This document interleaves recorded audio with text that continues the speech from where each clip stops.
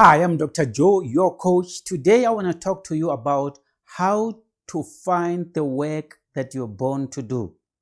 You probably have heard about the fourth industrial revolution and how these technologies are coming to take our jobs. This is for real. This is for real. It's no joke. But more importantly, I think companies are changing their work models. In the past, you used to go to work, clock in, sit on the desk, and they will pay you for the 8 hours that you are at work. That model is not gonna continue. Companies are taking people on a contract basis because they cannot afford to pay you for sitting on a desk. So they will be paying you for productivity. So that means we will come to you and say, what is the work that you're born to do? What talents do you have? What value can you offer to a company? So I want you to really get down to understanding the gifts that you have and the work that you're born to do. And I hope that this video clip will assist you. Let's go to my slide deck.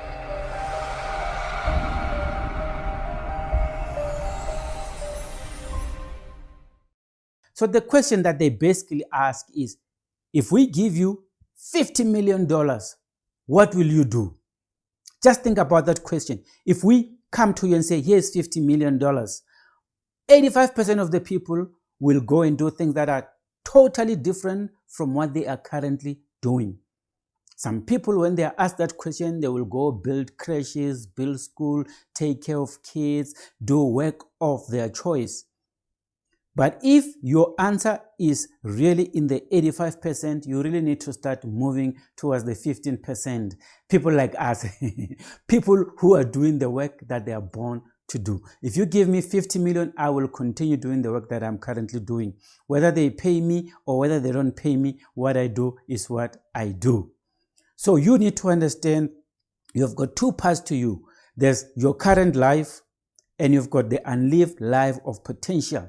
So if you are working and something inside you keep is crying to be expressed. So what you need to do is really to sit down and say, am I really happy with the work that I'm doing?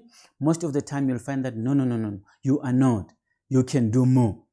I mean, if God gives you a talent to be a guitarist and entertain people with music, let's say that's the work you are born to do, and you are sitting in the office as an administrator, sitting in front of your computer, you will never be happy because that gift, that talent that you have, want a way to express itself. So there's a job that you probably do, and maybe there's work that you are born to do. Those two things are totally different.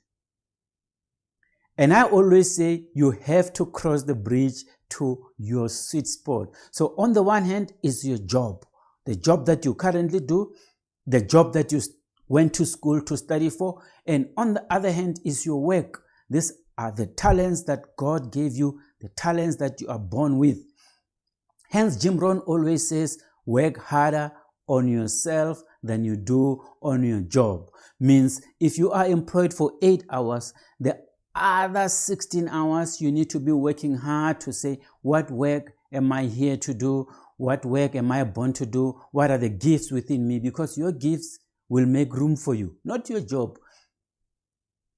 I believe a job is a place where you go to get experience, and after a certain period of time, you need to jump into your work, your calling. But most people stay in their jobs for too long because they just used to getting a salary and they're afraid to take the risk. Hence, when you go towards your sweet spot, you have to cross this big black bubble. You are fierce and confront them and then come to the other side.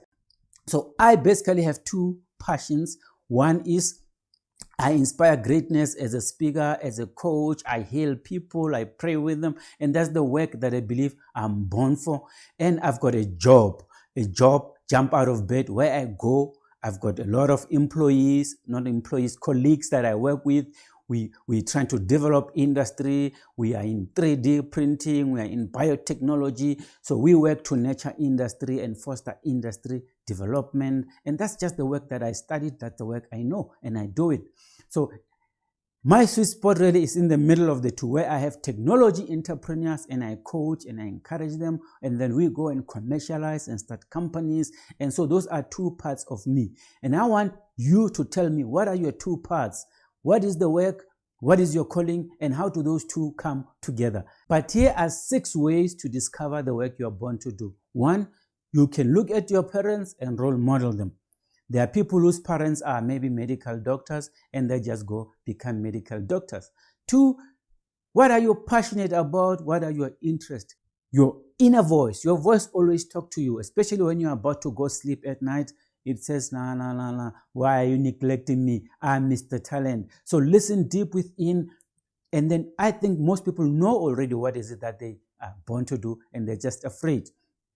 Sometimes you need a crisis. You just get fired from work, and then when you're alone, then you take the risk in one direction, and somehow miraculously you connect with the work that you're born to do.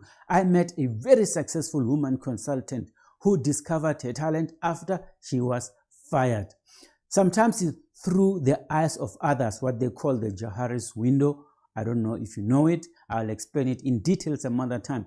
But sometimes some people, if you ask them to say, guys, when you see me, what do you think I am good at? And people will tell you what is it that you are capable for. And then you go in that direction.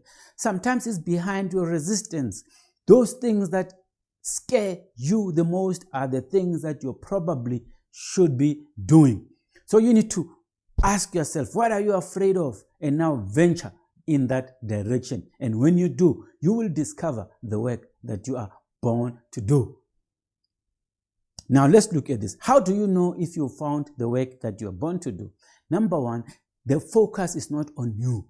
If it's about me going to work, getting a salary, you are still ego-driven. When you get your calling, you focus on helping others. Your purpose on this life is to advance human beings closer to the Creator. So your focus should be on other people. Number 2, if your focus is on the money, you are still in the ego side. On the other side, the focus is love. What do you love? And when you do things that you love, you attract money. They say if you find your work, you will never search for a job ever again. Things just happen to you. Hence, the guy is just sitting down peacefully and things are coming to him. If you find work being hard and you wake up dragging your feet to go to work, hey, you are still in the wrong place. You have some work to do. On the other side, work does not feel like work. I'm speaking to you now and I'm working. This is work. There are people who pay me to listen to my clips, and some people just listen to them for free because I'm not doing them for money. I just enjoy sharing knowledge. On the other side, do more and more and more, and you keep working fragmented. On the other side, less is more. We say no more often because we focus on the things we are good at. The Disciplined Pursuit of Less. Do you know the book by Greg McKeown? Success. On the other side, you want to be successful, you want to be better than other people. On the other hand, it's about significance, impact. Even if I transform one person who listens to this video clip, then I've made a contribution to the well-being of other people. On the other side, there's pain, there's pleasure. On the other side, there is no pain, there is no sorrow. We just are directed by the Spirit to do our work. There's a book by Nick Williams that I read a long time ago, The Work We Were Born to Do. Another book that helped me is the book by Greg McKeown, where he talks about the fact that when people become successful, they tend to do more and more and more, and then that distracts them, and then they become less successful. Just like organizations, when organizations become successful, they put processes and systems and they go after a lot of projects and then they start to fail. So you need to focus on a few things. And when you focus, disciplined pursuit of less, the law of essentialism, then you become more successful. I just want you to ponder on this question. What do you love to do? What do you love to do? Do you think you're connected? Do you think you found your sweet spot? I don't know. What would you do if you had all the money in the world? The answer that comes, that means is those are the things that you need to start pursuing when you are off work, when you are sitting. And when you go boldly in that direction, you will see, you'll discover the work. What do you love to talk about, learn about? What physical activities make you feel alive, that brings you to this planet? What are the happiest parts of your life? If you write answers to these questions, I believe you can connect with the work that you do so that you will never have to work ever again in your life. Hey, I'm Dr. Joe. I thank you for listening. Remember to hit the subscribe button, share this clip with other people so that me and you can continue inspiring greatness.